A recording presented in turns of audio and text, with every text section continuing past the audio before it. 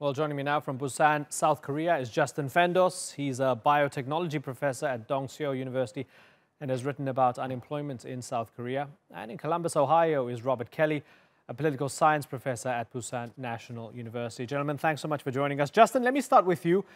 For those who don't know, if you had to explain it briefly, are the chaebols way too powerful in South Korea? Are the chaebols way too powerful? I would have to say yes. They do monopolize quite a bit of capital as well as disproportionate amount of political influence. So I would have to say yes. Right. And Robert Kelly, so we've had the government saying we're going to sort this out. We're going to have reform and other labor reforms. Have they been asleep at the wheel and that's why people are now going on strike because they just haven't? Yeah, I think the other speaker is correct. I think that chaebol are much too powerful, actually. I think that's a pretty long-standing critique of Korean political economy. And yes, I think that the government really hasn't paid attention to these issues. I think North Korea has basically absorbed all of the attentions of this administration. North Korea has a way of doing that, the North Korean issue. And I think that's what's happened. I think the Moon government simply has been just overtaken by its effort to engage North Korea. It's absorbed all their energy. Okay, so Justin, is that what happened? That they were just overwhelmed? They had too much to handle and they just put this on the back burner? Well, I also think that there are some structural issues with chaebols in the sense that the economy is now in a situation where it depends quite a bit on their income and their ability to continue moving GDP and exports. So it's actually kind of hard to touch them and to even out the economic balance in some respects. Right. So, Robert, would you have to fundamentally change the way the economy works in order to properly reform the chaebols? Yeah, I think you would, to be honest. Yeah, it's a high hill to climb, which is why I think many governments have said they would try it, and then when they come to it, they often pass this up. I mean, literally, people have been talking about this since the mid-1990s when the Asian financial crisis hit South Korea. This has been a serious issue for 20 years. But yeah, it's so enormous. The companies are so influential. They're so large. They employ something like 10% of the workforce all by themselves, the top 20 corporations, something like that.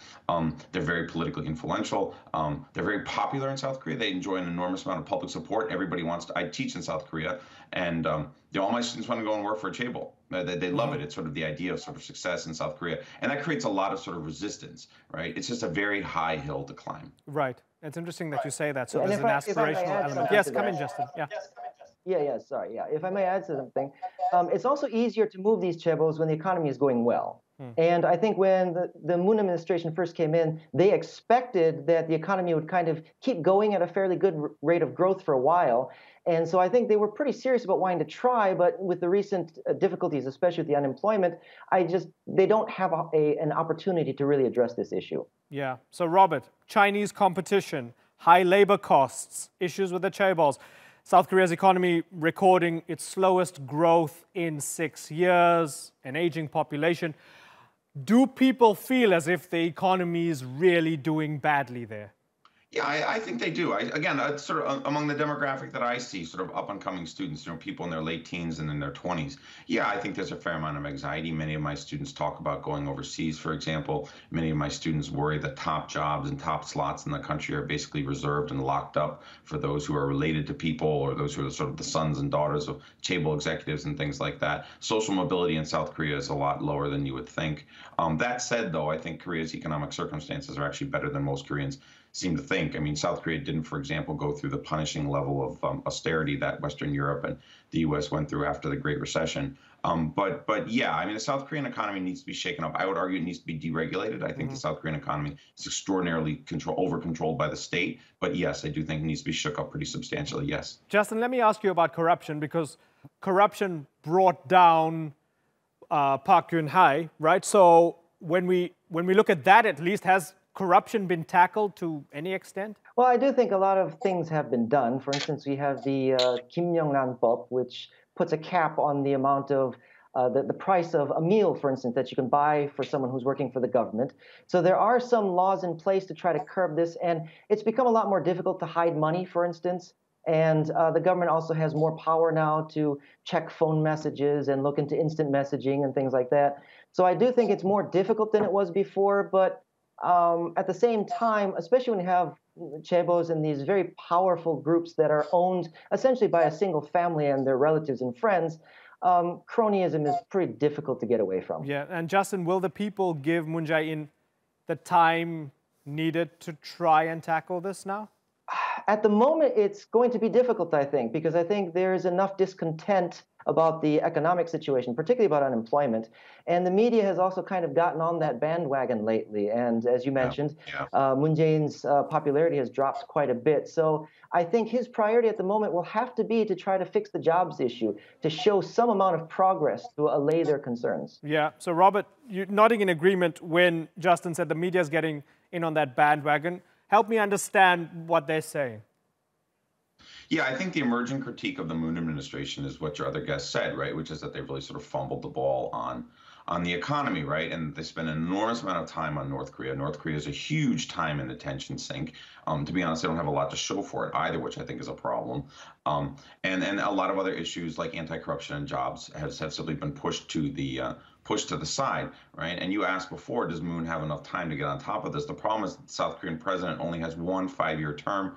He's approaching the 2-year mark, which means people are already starting to think about the next presidential election. If Moon's going to move on this in a big way, he's got an 18-month window before he's a lame duck. And I just don't think that's enough time to take on something as big as corporate governance reform for the CHAEBOL. You agree with that, Justin? I do, yeah. I do think, again, though, that when President Moon first came in, he did try to implement a pretty drastic change in minimum wage and also significantly expand the public sector. So currently, only about 10% of all jobs in Korea are from the public sector, which is about half of the average from the OECD countries. So I do think that there was some desire and some initial effort to try to fund those efforts and try to create more jobs in that direction. But the current situation makes it pretty politically difficult to make any additional large moves unless the previous ones can be shown to have been successful in some way. Robert Kelly, is South Korea's economy not diverse enough so that if one big thing goes wrong, you tend to have everything else dragged in that direction? Yeah, that's actually sort of another line of commentary you hear a lot too, right? Which is the Korean economy is really dependent on just like 5 or 6 export sectors and stuff like that. Again, I would say that's primarily because the Korean government intervenes in the economy and directs investment so much. I think there's actually a lot of creativity at the bottom in the Korean economy if you look at sort of the small and medium enterprise sector, right? But the government just doesn't give those guys a chance to really compete against the big guys. Instead, you get this massive concentration on a few corporations and a few lines. And if one of those goes under, like the shipbuilding industry, your other guest and I are both from Busan. That's where I live in South Korea.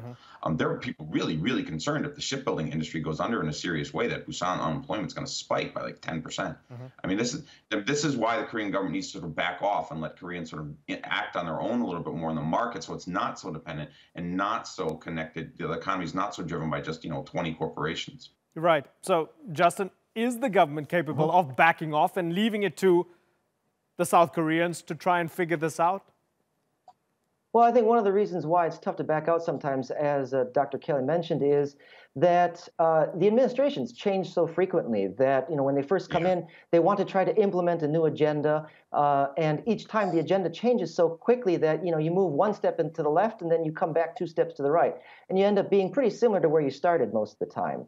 I would like to add one other thing, too, though, that when it comes to a lot of these employment issues, one of the other important things to remember is that a lot of small businesses have also been affected quite a bit by the way the economy has changed. And Korea actually has a glut of small businesses in many respects. So it has one of the higher ratios among OECD countries.